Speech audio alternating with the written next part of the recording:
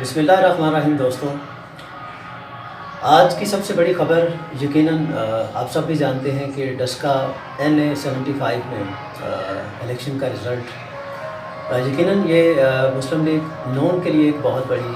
خبر ہے، ان کے لیے بہت بڑی جیت ہے اور ان کو یہ فتح یقیناً مبارک ہے، اور ان کی ٹیم جنہوں نے اس الیکشن کو کنٹیسٹ کیا وہ مبارکباد کے مستحق ہیں۔ ہمارے جو آج کا جو ہمارا موضوع ہے وہ ہے کہ PTI کی اس حلقے میں شکست کی وجوہات بنیادی طور پر کیا تھیں۔ یقیناً یہ سیٹ جو ہے یہ مسلم لیگ نواز کے کینڈیڈیٹ جو تھیں مشین افتخار، ان کے والد کی وفات کی وجہ سے خالی ہوئی تھی۔ یہ مسلم لیگ کا ایک بہت ہی مضبوط قلعہ آپ اس حلقے کو کہہ سکتے ہیں۔ مشین افتخار کے جو والد افتخار الحسن شاہ عرف گزار شاہ، وہ طویل عرصے سے اس الیکشن سے بڑے مارجن سے جیتتے چلے آ رہے ہیں، تو یہ ایکسپیکٹڈ تھا کہ یہ مسلم لیگ نون جو ہے اس سیٹ کو آسانی سے جیت جائے گی،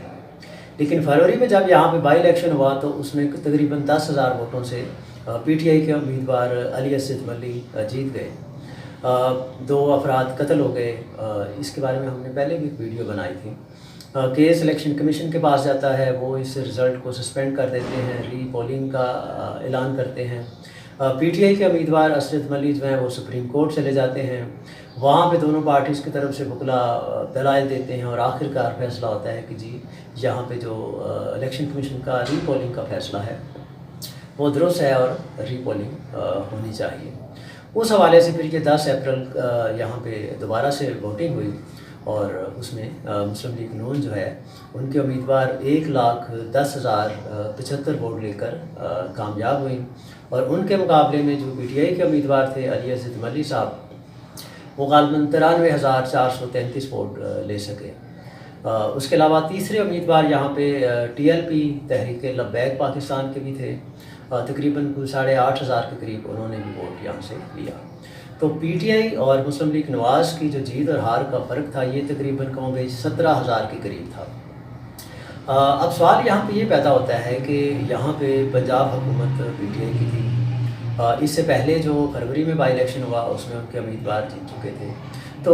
اس شکست کی جو کل کی شکست تھی اس کی وجوہات کیا تھی؟ تو وہ 2-3 وجوہات جو ہمیں سمجھ آتی ہیں، ہم نے اس حلقے میں جو وزٹ کیا، جو سروے کیے، اور باقی دوستوں نے بھی جو وہاں پہ سروے کیے اور لوگوں سے بات چیت کی، ان سب کا جب ہم نے تجزیہ کیا، انالیسس کیا، تو 2-3 وجوہات بڑی کامن تھیں۔ اس میں جو سب سے بڑی وجہ تھی وہ PTI کی طرف سے جو امیدوار تھے وہ بذات خود تھے ایک بڑی وجہ۔ آپ حیران ہوں گے کہ علی اسد ملی جو ہے ان کی اس حلقے کے اندر گراس روٹ لیول پر جو جڑیں ہیں وہ مضبوط نہیں تھیں۔ انہیں وہاں پہ اس حلقے کے عوام نے اس طرح سے اون ہی نہیں کیا جس طرح سے مسلم لیگ نون کی امیدوار وہاں پہ عوام کو ریپریزنٹ کر رہی تھی۔ علی اسد ملی جو ہے ان کی طویل وابستگی بھی PTI کے ساتھ نہیں تھی۔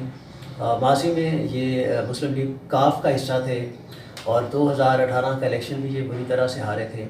آپ کو یاد ہونا چاہیے کہ وہاں پہ 2018 کے الیکشن میں جو PTI کے ایک مضبوط امیدوار تھے اور جن کو PTI نے ٹکٹ نہیں دیا تھا، وہ ناراض ہو کر آزاد حیثیت میں وہاں پہ الیکشن لڑے تھے اور انہوں نے علی اسد ملی سے زیادہ ووٹ لیے تھے، غالباً 60,000 کے قریب۔ تو اس بار یہ امید کی جا رہی تھی کہ اس PTI کے اسی امیدوار کو ٹکٹ دیا جائے گا، لیکن نہ جانے کون سی قوتوں نے ایک بار پھر یہ غلط فیصلہ ہائر کمانڈ سے کروایا اور ٹکٹ جو ہے وہ ایک بار پھر علی اسد ملی کو مل گئی۔ تو علی اسد ملی جو ہے وہ کسی بھی حوالے سے ایک سوٹیبل کینڈیڈیٹ نہیں تھے۔ پھر یہ امپریشن بھی ووٹرز کے اندر گیا کہ علی اسد ملی جو ہیں یہ الیکشن سے بھاگ رہے ہیں۔ جب الیکشن کمیشن نے یہاں ری پولنگ کا حکم دیا تو علی اسد ملی جو ہے یہ سپریم کورٹ چلے گئے، تو ایک تاثر یہ گیا کہ علی اسد ملی جو ہے وہ قانون کے پیچھے چھکنے کی کوشش کر رہے ہیں اور عوام کا سامنا کرنے کے لیے تیار نہیں ہیں۔ تو یہ فیکٹر جو ہے یہ PTI کی شکست کا ایک بڑا سبب بنا، کمزور کینڈیڈیٹ کی وجہ سے۔ دوسرا جو بڑا فیکٹر میں سمجھتا ہوں کہ وہ تھا مہنگائی، جس سے کہ تقریباً پاکستان میں ہر شخص متاثر ہے، اور جیسے ہی کوئی چیز مہنگی ہوتی ہے، مہنگی بکتی ہے، بازار سے کوئی جا کے مہنگی چیز خریدتا ہے، تو فوراً سے پہلے ہر شخص کا جو ذہن ہے وہ وزیر اعظم پاکستان کی طرف جاتا ہے، اور سب سے پہلی گالی جو ہے وہ وزیر اعظم عمران خان کو پڑتی ہے، چاہے اس کا ذمہ دار کوئی بھی ہو۔ تو مہنگائی جو ہے یہ ایک بڑا فیکٹر تھا اس حلقے کے اندر، شکست کا پی ٹی آئی کا۔ عام آدمی جو ووٹر گھر سے نکلتا ہے وہ اس کا موسٹلی تو تعلق ہے وہ مڈل کلاس یا لوئر مڈل کلاس کے ساتھ ہوتا ہے۔ جو اپر کلاس ایلیٹ کلاس کے لوگ ہیں یہ ووٹ کاسٹ کرنے کے لیے بہت کم گھروں سے نکلتے ہیں، تو براہ راست جو طبقہ مہنگائی سے متاثر ہے وہی آپ کا ووٹر تھا، اسی نے ووٹ کاسٹ کرنا تھا۔ تو انہوں نے اپنا ایک ریئیکشن، اپنا غصہ، اپنی نفرت کا اظہار اس ووٹ اور اس شکست کے ذریعے سے وزیر اعظم پاکستان تک براہ راست پہنچانے کی کوشش کی ہے۔ تو میں سمجھتا ہوں کہ مہنگائی جو ہے ایک بڑا فیکٹر تھا پی ٹی آئی کی شکست کا۔ تیسرا بڑا فیکٹر جو تھا، جو یقیناً میں سمجھتا ہوں کہ ان دونوں فیکٹر سے بھی بڑا فیکٹر تھا، وہ ہے پنجاب کے وزیر اعلیٰ کی performance. Chief minister of Punjab جناب عثمان بزدار صاحب کی کارکردگی پچھلے 2.5-3 سال میں آپ سب کے سامنے ہے۔ اگر پاکستان کے سب سے بڑے صوبے کا چیف ایگزیکٹو چاہے تو کسی بھی مافیا کو کنٹرول کرنا کوئی مشکل نہیں ہے۔ کسی بھی آئٹم کی، کسی بھی پروڈکٹ کی قیمت کا تعین کرنے کے لیے یا آپ نے جب ڈیسائیڈ کر لیا کہ یہ چیز اس سے مہنگی نہیں بیچی جا سکتی، تو وہ آتھورائز ہیں، ان کے پاس پاورز ہیں اور وہ اس کو وہاں پہ کنٹرول کر سکتے ہیں، لیکن وہ ایسا کرنے میں ناکام رہے۔ ہر چیز جو ہے وہ ہر دکاندار، ہر شخص منہ مانگے داموں پہ بیچے جا رہا تھا، اور اس مہنگائی کی چکی میں عام عوام پستے چلے جا رہے ہیں۔ کوئی پرسان حال نہیں تھا، کوئی پرسان حال نہیں ہے اس وقت تک عوام کا۔ عوام جب بازار جاتے ہیں تو دکاندار جو ہیں وہ اپنی جو مہنگائی کی اپنی جو چھریاں ہیں وہ تیز کر کے بیٹھے ہوتے ہیں، اور منہ مانگے دام جو ہیں وہ ان سے وصول کرتے ہیں۔ اس سب کا ذمہ دار یقیناً صوبے کا چیف ایگزیکٹو ہے، اور جب چیف ایگزیکٹو کے اوپر بات آتی ہے تو پھر سوال یہ اٹھتا ہے کہ چیف ایگزیکٹو اس نااہل شخص کو لگانے والے کون ہیں؟ تو فوراً آپ کے اور میرے ذہن میں ایک ہی شخص کا نام آتا ہے، وہ ہے پرائم منسٹر آف پاکستان۔ وزیر اعظم پاکستان یقیناً اپنے اس فیصلے کو آج تک ڈیفینڈ کرتے چلے جا رہے ہیں کہ جی میرا یہ جو انتخاب ہے یہ وسیم اکرم پلس ہے، لیکن بدقسمتی سے یہ وسیم اکرم پلس پنجاب کے اندر سے پی ٹی آئی کی جو جڑیں ہیں اس کو کھوکھلا کرنے میں یقیناً بہت بڑا رول پلے کر رہے ہیں، اور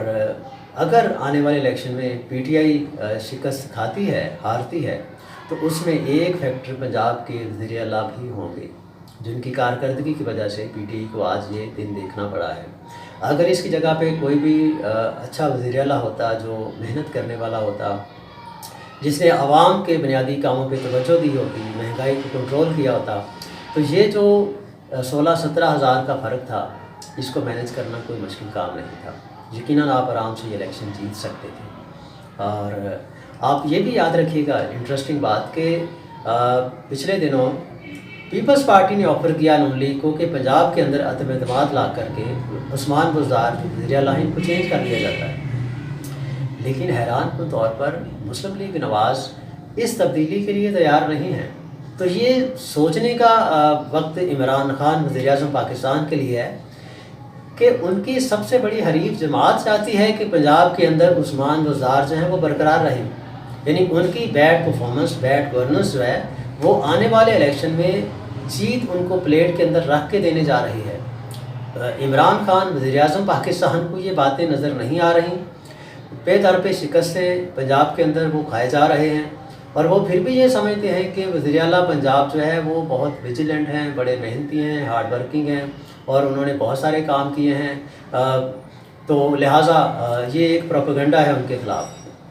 پروپیگنڈا ہے مان لیا، لیکن جب آن گراؤنڈ جب کوئی رزلٹ آتا ہے، جو پرفارمنس جہاں پہ یہ ٹیسٹ کیس کوئی آتا ہے، وہاں وہ پروپیگنڈا تو کام نہیں کرتا نا، وہاں تو پبلک براہ راست اپنی اوپینین کا اظہار کرتی ہے۔ تو اس لیول پہ آ کے جب آپ کسی کو بیک اپ کرے جا رہے ہوں تو پھر آپ کے اوپر دعائی کی جا سکتی ہے کہ اللہ تعالیٰ آپ کو ہدایت دے، اور آنے والے الیکشن میں پی ٹی آئی کا جو شکست ہے، جو ہار ہے، وہ میرا خیال ہے کہ نوشتہ دیوار بن چکا ہے۔ اگر آپ بھی ہوش کے ناخن نہ لیے گئے، پنجاب کے اندر یہ انتظامی جو تبدیلیاں ہیں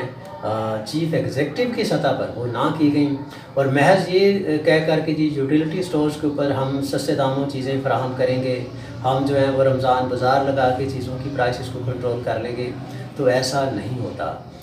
پرائس وہی ہوتی ہے جو کامن مین کو عام مارکیٹ کے اندر کوئی چیز ملتی ہے، وہی پرائس ڈیسائیڈ ہوتی ہے، وہی پرائس بیسیکلی کہی جاتی ہے کہ فلاں چیز کی یہ پرائس ہے۔ رمضان بازار ہوں، یوٹیلیٹی سٹورز ہوں، اس کے اندر تو آپ چیزوں کو کچھ کنٹرول کر کے کچھ عرصے کے لیے، کچھ دنوں کے لیے، کچھ ہفتوں کے لیے چیزوں کی پرائسز کو آپ کم کر سکتے ہیں، لیکن پبلک ایٹ لارج 22 کروڑ عوام کو جب آپ نے کھانا کھلانا ہوتا ہے، جب روزمرہ ضرورت کی چیزیں لینی ہوتی ہیں، تو پھر آپ نے مارکیٹ کے میکنزم کو دیکھنا ہوتا ہے۔ مارکیٹ کے اندر جو چیز ہے اس کی پرائسز کیا ہیں وہ دیکھنا پڑتی ہیں۔ آپ کو یاد ہوگا کہ آج سے 1 سال پہلے 68 روپیز پر کلو چینی کا جب یہ اسکیم سامنے آیا تھا تو بڑی کھپ اور شور مچا تھا، اور مجھے یاد ہے کہ جہانگیر ترین صاحب نے حکومت کو یہ آفر کی تھی کہ میں 68 روپیز پر کلو تمام یوٹیلیٹی سٹورز پر سپلائی دینے کے لیے تیار ہوں۔ تو حکومت نے کہا جی نہیں، یہ تو شوگر مافیا ہے، یہ تو لوٹ لیں گے۔ انہوں نے اپنی یہ آفر ودڈرا کر لی، اور آج 1 سال کے اندر اندر وہ چینی 105، 110 اور 115 روپے کلو میں بک رہی ہے، اور حکومت کی اپنی جو قیمت جو انہوں نے اناؤنس کی ہے وہ 85 روپے کلو ہے، جس پہ کہ چینی مل ہی نہیں رہی پنجاب کے اندر۔ تو اس سے زیادہ بیڈ گورننس کیا ہو سکتی ہے؟ تو میں سمجھتا ہوں کہ یہ جو 3 فیکٹر ہیں، کمزور امیدوار کا ہونا، مہنگائی کا جن، اور وزیر اعلیٰ پنجاب کی پرفارمنس، انہوں نے مل کر پی ٹی آئی کی شکست کے اوپر یہ مہر ثبت کی ہے۔ اور اگر پی ٹی آئی ہوش کے ناخن لے اور ان تینوں فیکٹرز کو ریوزٹ کرے، دیکھے کہ جب بھی کسی جگہ پہ ٹکٹ دی جاتی ہے تو وہاں پہ سب سے جو ڈیزرونگ امیدوار ہے اس کو ٹکٹ ملنی چاہیے۔ مہنگائی کا جن جو ہے اس کو یقیناً قابو کرنا پڑے گا اگر آئندہ کوئی الیکشن جیتنا ہے، اور پنجاب کے اندر اگر گورننس کو بہتر بنانا ہے تو جتنا جلد ممکن ہو سکے عثمان بزدار یعنی وسیم اکرم پلاس سے جان چھڑانا بہت ضروری ہے۔ تو دوستو، دیکھتے ہیں کہ اس عبرتناک شکست سے پی ٹی آئی کوئی سبق حاصل کرتی ہے یا نہیں۔ آنے والے وقتوں میں، آنے والے ہفتوں میں اس کا پتہ چل جائے گا۔ تب تک کے لیے اجازت دیجیے، اللہ حافظ۔